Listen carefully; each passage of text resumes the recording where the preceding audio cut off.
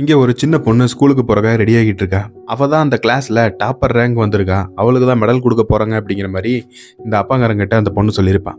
அந்த அப்பாவும் சந்தோஷமா கிளாஸுக்கு போயிருக்க. ஆனா அவார்டு இந்த சின்ன பொண்ணுக்கு கிடைக்கல. அதுக்கு பதிலாக அந்த டீச்சர் வேற ஒரு பையனுக்கு கொடுத்துட்றாங்க.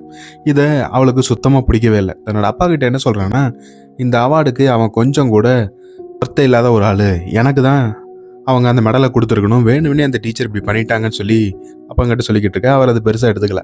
ஆனால் இந்த சின்ன பொண்ணால் இந்த விஷயத்தை ஏற்றுக்க முடியல.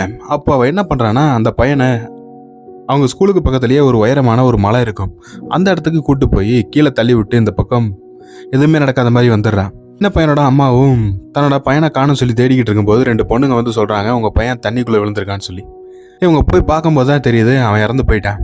ஆனால் இது இத்தனை தப்பையும் பண்ணிட்டு இந்த பொண்ணு எதுவுமே நடக்காத மாதிரி அவளோட முகத்தை வச்சுக்கிறான். அவங்க அப்பாவுக்கும் பெருசாக எந்த ஒரு சந்தேகமும் வரல. இது அத்தனையும் அவன் எதுக்காக பண்ணியிருக்கான்னு பார்த்தா அந்த மெடலுக்காக தான்.